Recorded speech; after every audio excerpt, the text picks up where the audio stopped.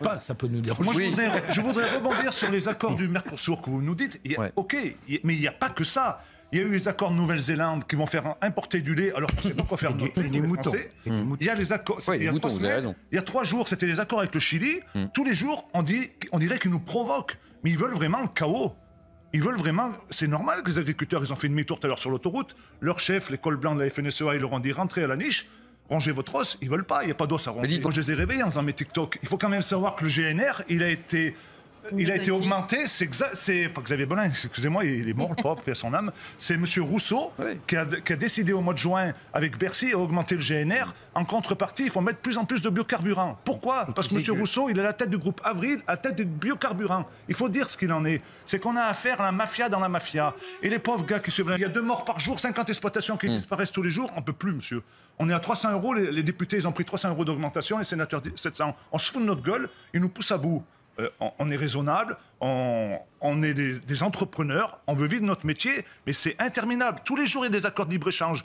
Donc la seule solution, moi j'en vois pas d'autres, des mesurettes, ils n'arriveront jamais à calmer la détresse des agriculteurs, ils n'y arriveront pas. La seule solution, en plus c'est nous les éleveurs, qu'on est tributaires de cette folie de Van der Leyen, cette hyène, mais elle est complètement folle cette femme, signer des accords de libre-échange toutes les semaines, pour faire entrer quoi ?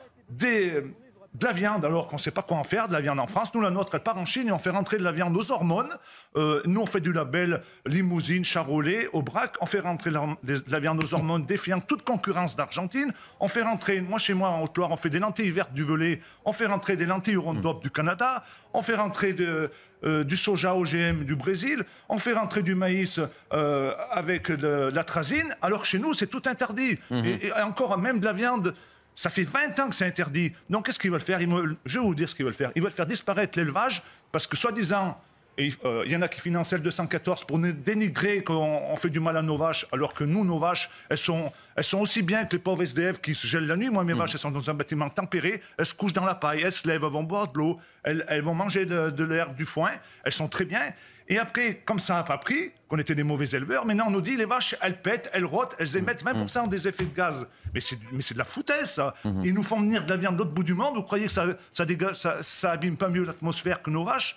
Ce qu'ils veulent, ils veulent faire disparaître l'élevage pour nous mettre leur farine d'insectes, leur steak cellulaire avec l'intelligence artificielle. Ils vont multiplier des cellules souches dans des entrepôts où il y aura un bilan carbone soi-disant très bon parce qu'ils auront un impact au sol très faible. Donc c'est ça qu'ils veulent vous faire. Ils veulent vous faire manger des choses que vous n'en avez pas envie. Parce qu'ils veulent vous nourrir à pas cher, parce que demain, le consommateur français n'aura plus un rond pour pouvoir se nourrir. Démission du gouvernement Macron est sorti de l'Europe.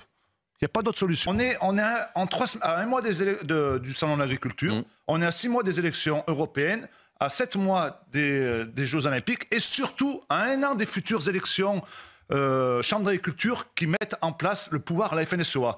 Donc, qu'est-ce qui se passe là ? Là, en ce moment, la FNSEA elle est en train de perdre sa base. Sa base va venir rejoindre des gars comme moi. La FNSEA ne veut pas sortir parce qu'ils sont à la tête du COPA-COGECA. C'est la FNSEA et le COPA-COGECA qui signent les accords de libre-échange. Et ça, la base l'a compris. On est trahi par notre propre camp.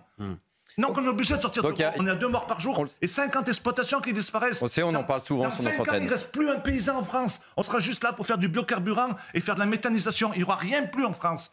2 ans, quand il a été élu Macron, il a rebaptisé le ministère de l'Agriculture, ministère de la Souveraineté Agricole. Mais ils nous crachent dessus. Ils vont signer tous les jours des accords de libre-échange, toutes les semaines. Allez où la souveraineté agricole ? Les agriculteurs, ils seront juste là pour fabriquer des biocarburants et fabriquer de l'électricité. C'est ça. Et j'ai raison sur toute la ligne. On fait un référendum